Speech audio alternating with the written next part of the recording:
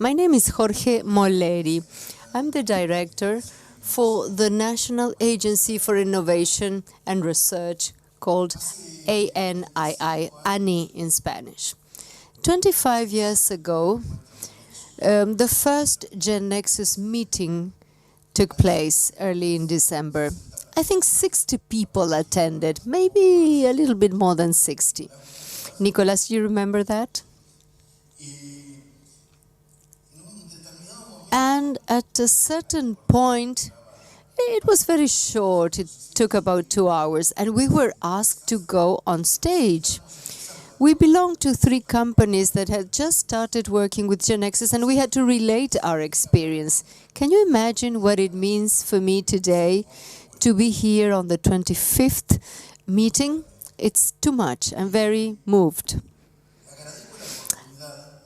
I was going to say I thank Artech, but now I should say I thank GeneXus for having invited us to come today to talk to you about what ANII did, what the plans are, how we've been working in terms of innovation systems for the country.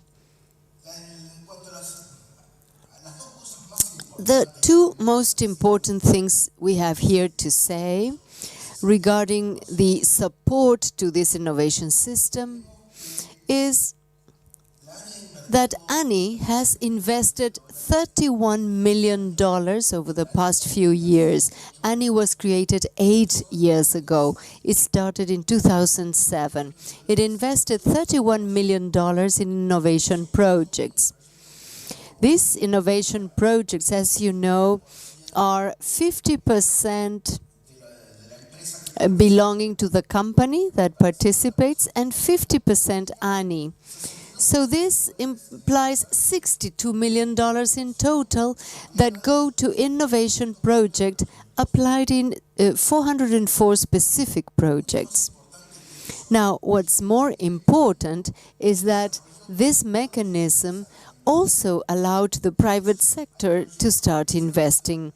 Some projects were supported by private funds without going through ANII, which is wonderful. In these 8 years, we have been working very hard in this field. But 8-10 years ago, so as not to go back to, we didn't speak about innovation in Uruguay. Innovation was not something that we used to mention. Very few people talked about innovation at that time. But in this last 8 years, what we did was to focus in our conversation on innovation. This was part of what everybody discussed, and this is much more important than all that happened before. Radio, the press, television, the politicians themselves. Everybody today talks about innovation. And in an environment such as this one, which is based on innovation, innovation is fundamental, you all have a strong share of innovation. When 100% of your heads, brains and hearts go to innovation. So the whole of society speaks of innovation, and that is very important.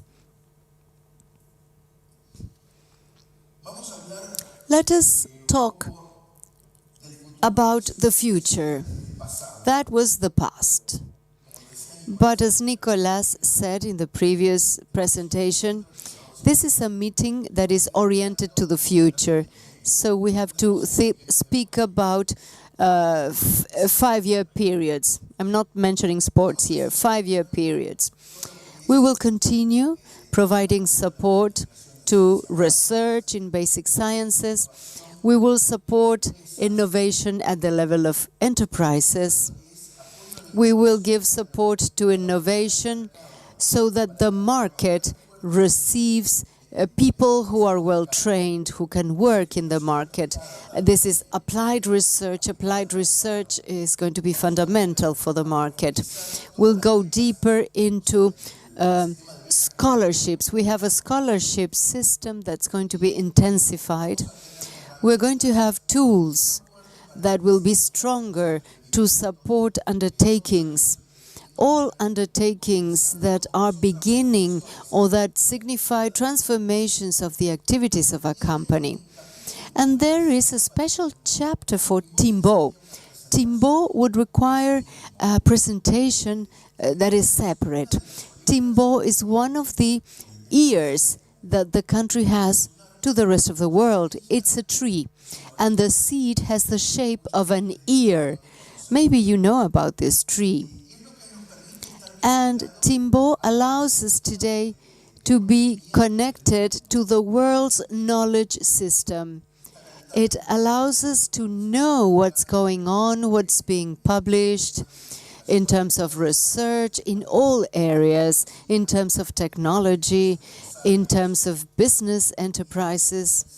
And I would like to conduct a survey. This is just coming out of the blue. We just got the idea. How many of you are registered in Timbo?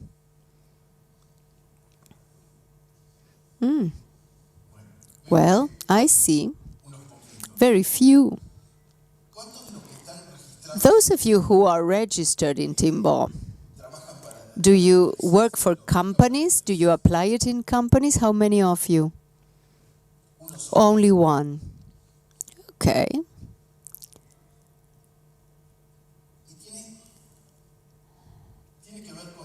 Well, this has to do with the following.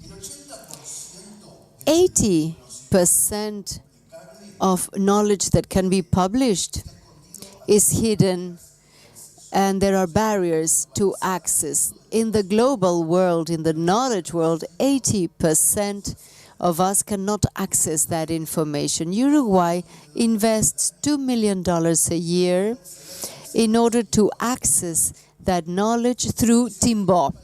It's the first country in the world, it's a pioneer in this, and it opened knowledge to all its members, the whole society, whether you are a student, a researcher, a teacher, a business person, an employee, everybody can access Timbo.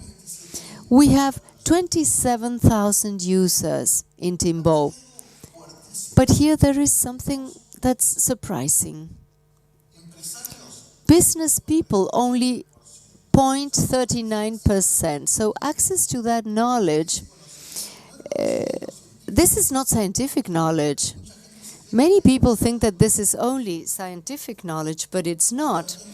We also have knowledge about economics, management, different materials or papers on these issues. In comparison, Brazil invests $80 million a year to obtain the same that we obtain. The difference is that companies that want to access have to pay for it. But in Uruguay, it's free of charge. So we have to change these figures. We should register. We should use Timbo. We should use this possibility that grants us competitive advantage. And we need to pay attention to this.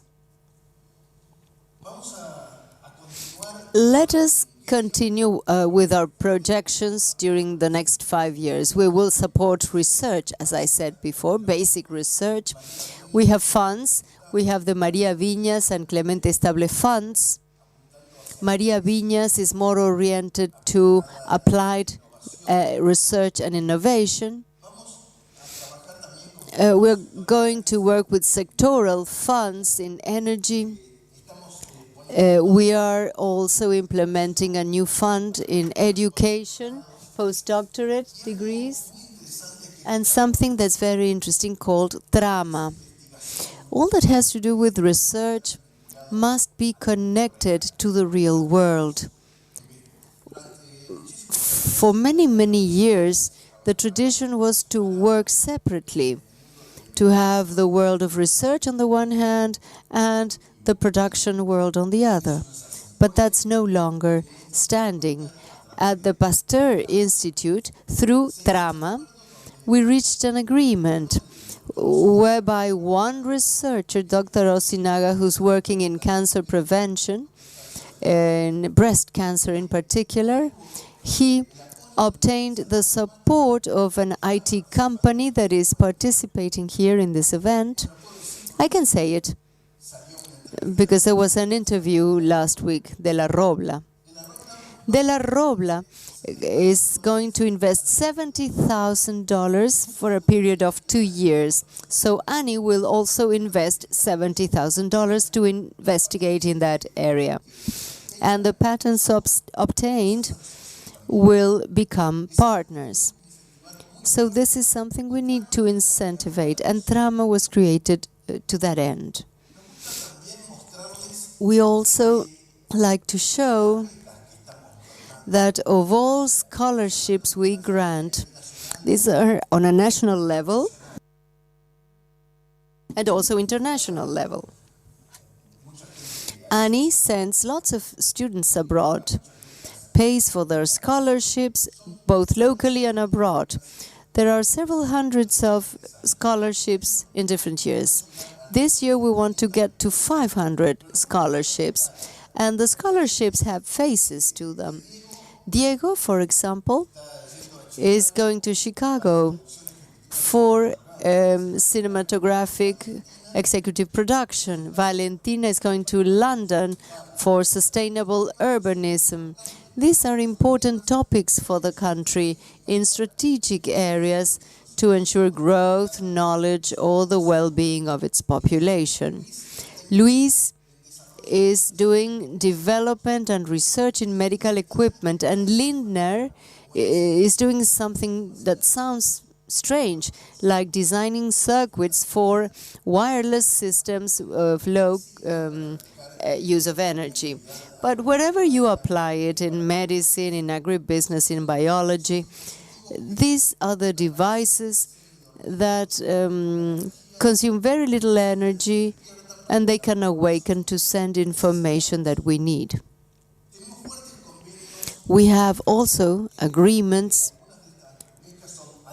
and some of these scholarships are purely the responsibility of ANII. Others are shared with Fulbright or Chevelin or Campus France or with the Netherlands or Germany.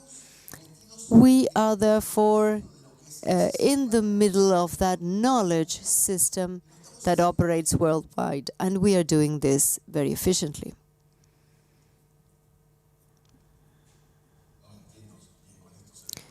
I'm having some difficulty with this, which speeds up.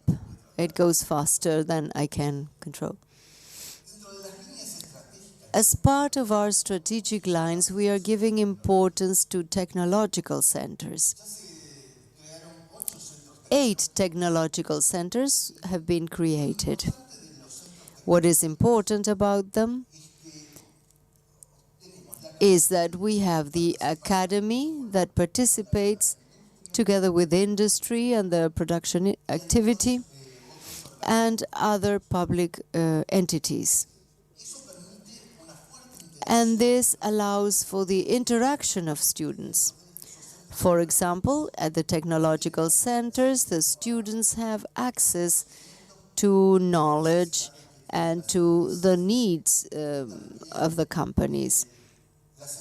The companies, in turn, are in touch with the academic environment, and problems that couldn't be solved in the past are raised, discussed, and research is conducted on them, and we can do something about those problems.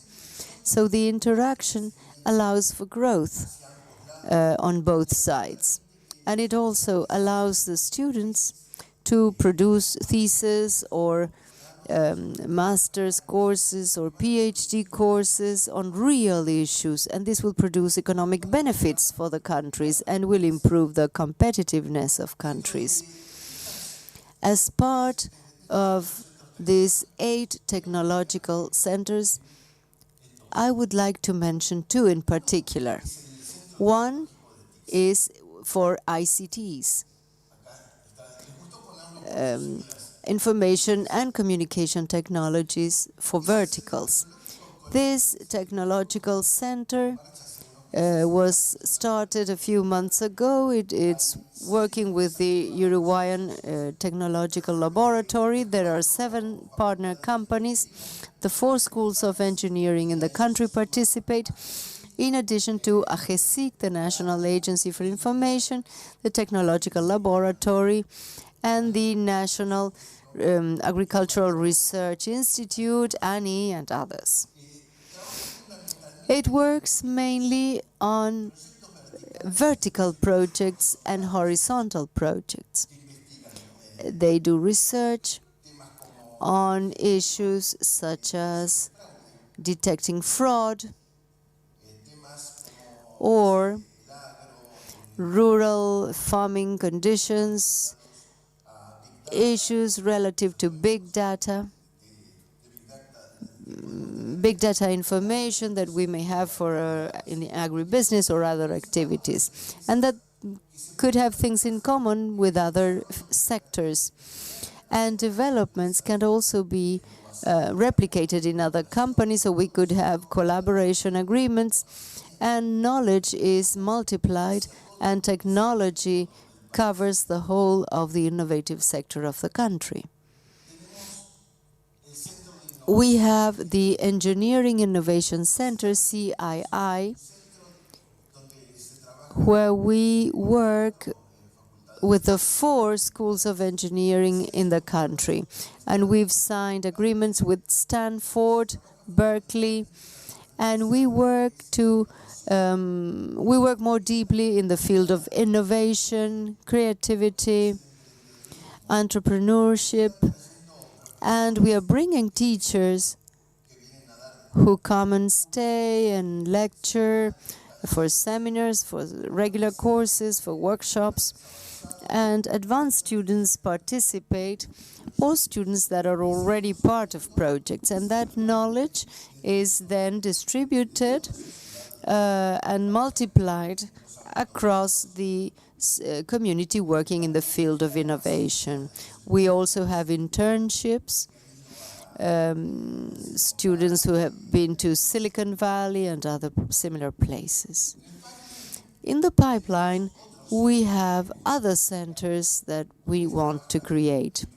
You work in projects, and as we have worked in projects, and you know that not always the 100% of projects can be implemented.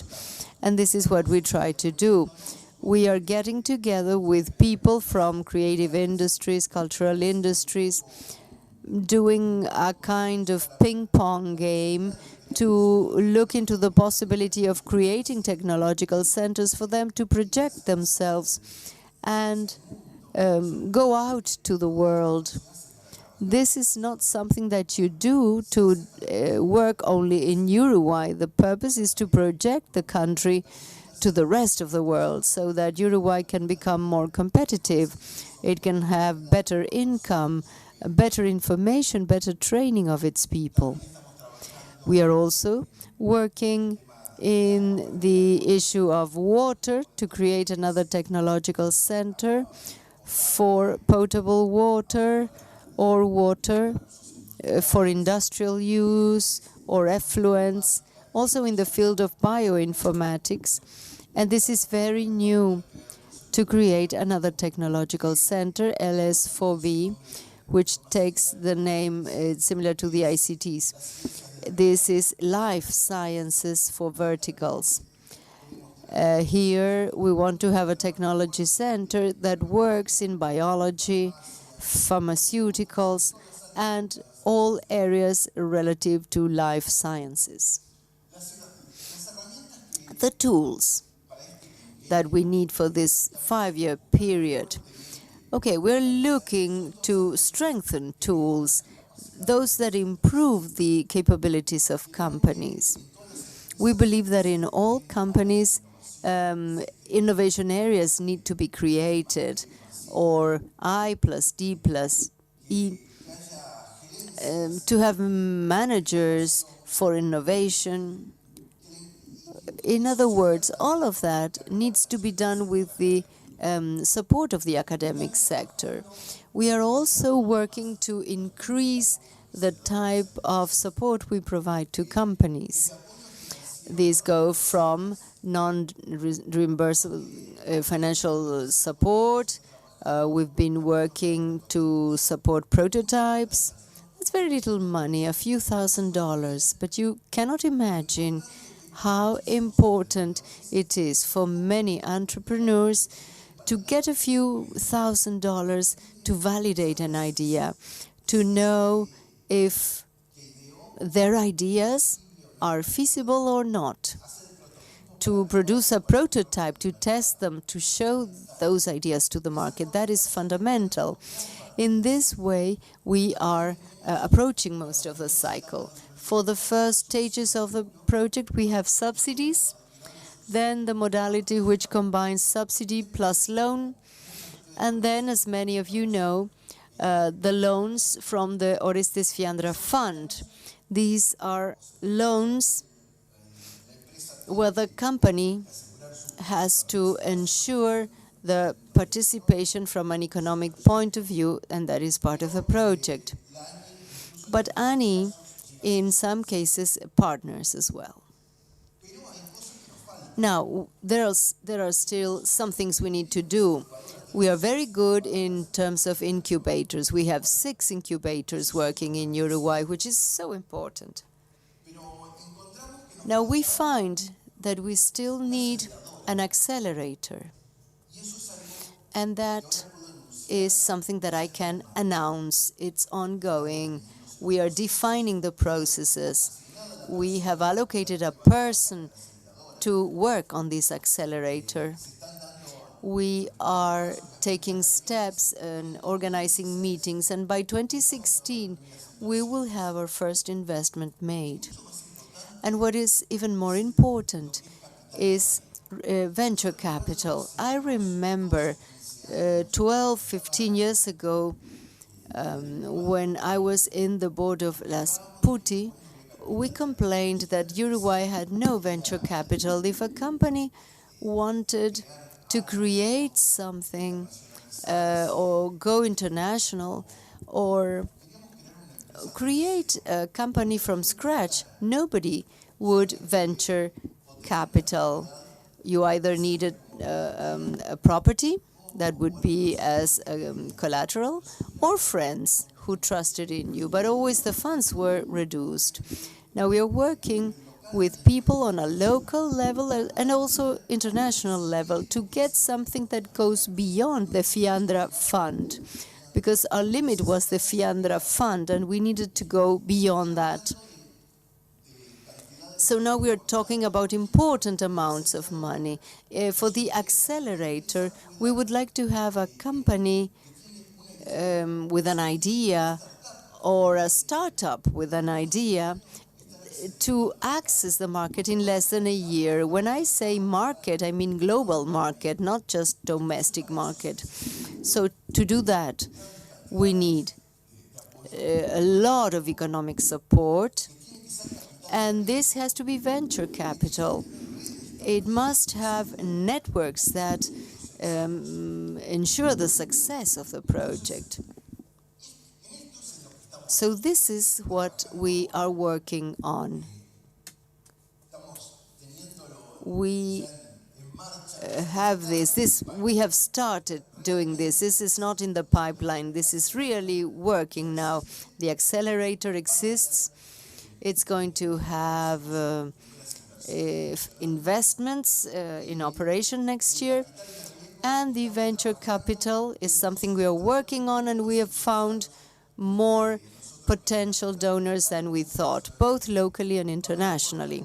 There's going to be a strong support from the state, because these capitals cannot function if there is no support from the state. And in the meetings we are holding with different stakeholders representing the state, there's a lot of optimism. And all of this allows us to trust in the way we will work for this Uruguay, for the future of Uruguay. We are all part of the future of Uruguay.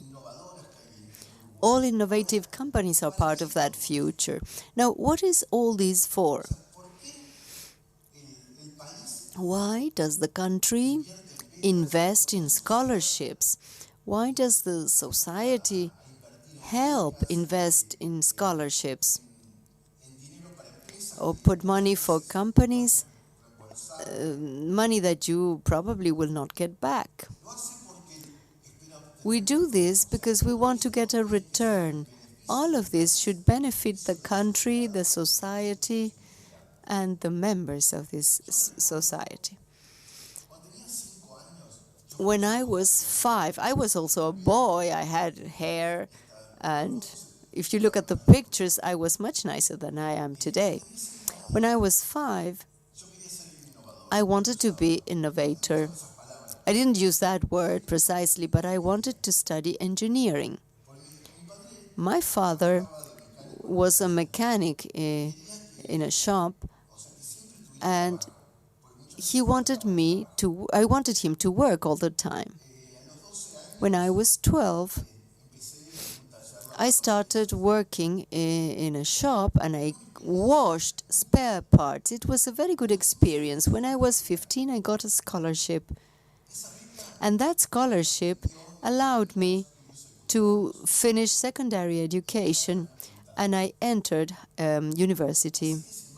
So you can imagine how important the issue of scholarship is to me. With every scholarship, I put myself in the place of those who receive a scholarship. When I got my scholarship, I felt I was committed to the community. I felt I was committed to my fellow workers, to my father, to workers at the factory where my mother worked, Sanson, the grocer. He had a horse, and he brought vegetables to my home. He couldn't read, he was illiterate, and he was worried. He said, "You should study, you need to study. Are you studying enough?" That's what he told me. And Sanson, the grocer, said, "If you don't study, you will come with me and sell vegetables in the future." Mrs. Catalina, I remember her. She would bring milk to us at school. For many of my classmates, that was the only breakfast, the only meal they had. So, looking back at that, we are including all these topics. Researchers, innovators. Those of us who are part of this system are not part of a summit group. We are part of the community. The community supports us, and we are indebted to the community. That's how I see that relationship. It's not written. This is what I felt. This is my ethical and moral commitment to the community. What are we looking for? This is very important. We want to strengthen companies. We want all companies to have an innovation area, so that these companies can work and collaborate inside and out. They can improve their competitiveness, because with the scholarships, we are improving human resources. We are improving human capital more than resources, because humans are not resources, are a capital, are people. We are improving all that. We are really getting to all society, and we are empowering the country. At ANII, we are looking for companies that can receive those large funds that we are planning. This is a support coming from ANII and from other organizations that are also helping with innovation. We are looking for partners that are clear about the risks they will run. Risk is very important. in innovation. I remember, and this is something that is connected to scholarships we were talking about. When I did the Empretec courses, these were courses on entrepreneurship, and at the time we were not very clear about what it meant, this term, entrepreneurship. The United Nations had conducted a study, and they said every successful entrepreneur had in average 3.5 failures. So to fail is important. You learn when you fail, and it is important. And this is what some people saw. Those who went to Berkeley for the internship realized that. They were so enthusiastic. They were in touch with the innovation system there. They visited different innovators, and one of the things that really surprised them, of all the outstanding stories they shared with us, was that many innovators told them that they had failed at one point. And being able to fail in order to change and correct those failures is really important.